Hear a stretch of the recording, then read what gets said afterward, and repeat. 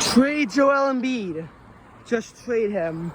He will not lead the Sixers anywhere. Trade him to the Knicks. Trade him to anywhere. Because I swear to God, I can't deal with another season of him. First of all, what we have to realize is how annoying Philly fans are when their team sucks. They always put the blame in the wrong spots. I'm not totally saying that Jalen Hurts is a bad quarterback. I still think he's in the top 10. However, you have to put a massive amount of blame on him for the Eagles' collapse. And anyone who counters by saying that he led the Eagles to a 10-1 start is a bit delusional.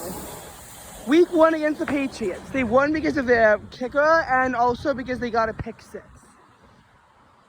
So literally, Mac Jones outscored Jalen Hurts. The Eagles got bailed out by their defense getting a defensive touchdown.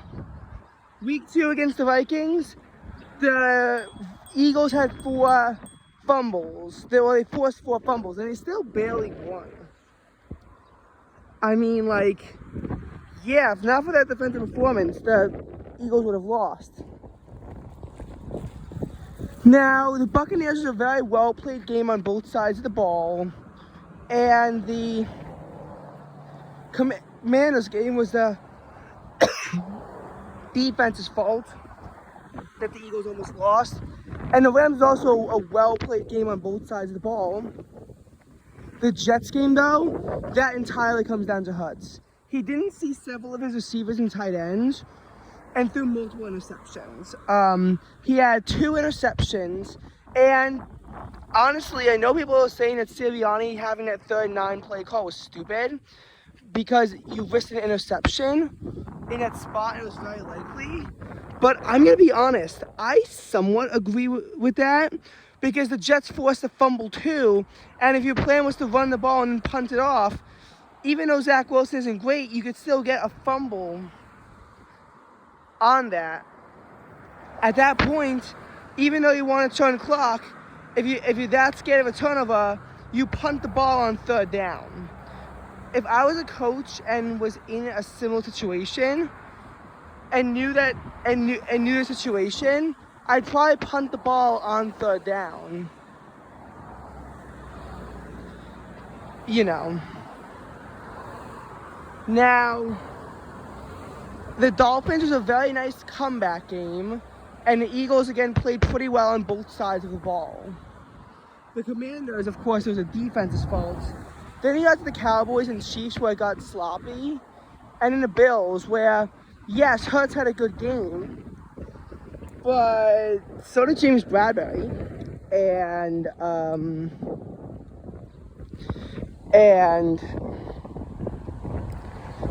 Jake Elliott, of course, saving the day. Now, obviously in the 49ers, their offensive and defensive schemes got exposed, and you can't win a game when you allow 42 points. The Cowboys game, that was on both sides of the ball. The Eagles could not make a stop on the Cowboys in the first half. And they allowed points on every single drive. But the Eagles also fumbled the ball 3 times in Dallas territory that turned into 6 points for Dallas. So, yeah. And then in the second half, the Eagles' offense was shut out while their defense actually scored a touchdown. So you have to blame it somewhat on the offense. And even though, yes, A.J. Brown and Devontae Smith did fumble the ball as well, Hurts also fumbled. Seahawks game, everyone loves to blame James Bradbury.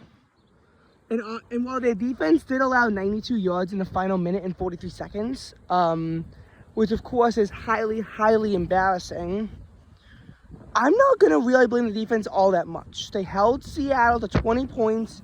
Normally, that's enough to win. A lot of the times, you can win if you can hold your opponent to 20 points. Now, for the Philadelphia Eagles, then you know your offense, it was doing pretty good until the 4th quarter when they blew a 17-10 lead heading into it. And Jalen Hurts threw 2 interceptions. Play calling, yes, questionable. Offensive schemes are questionable by Brian Johnson. But as a quarterback, you have to adapt.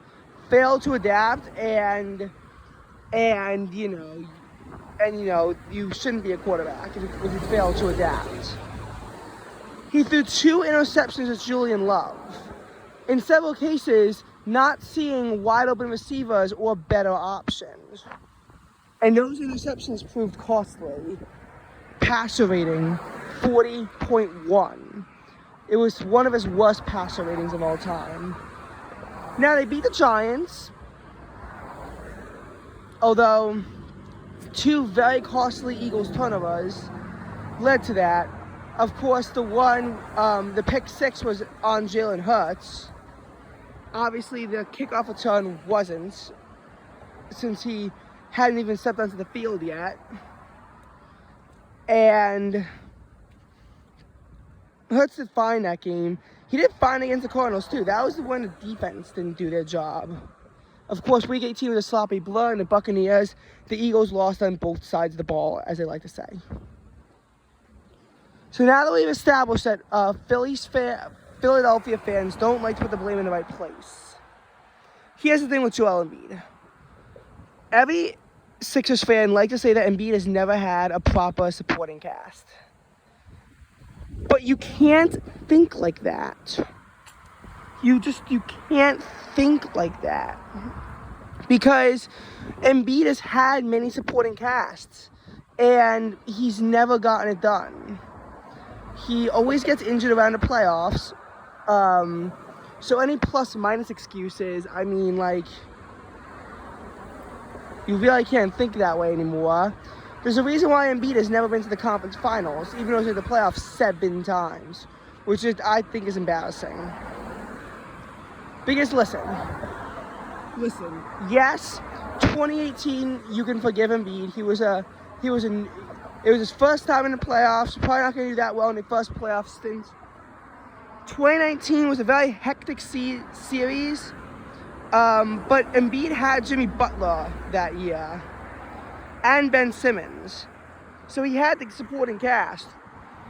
Of course, that series did come down to a buzzer beater, I think. But still.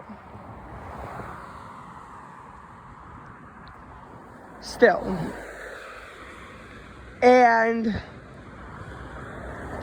as far as 2020 goes, well, that year the Sixers were first round exits and did not play well that year.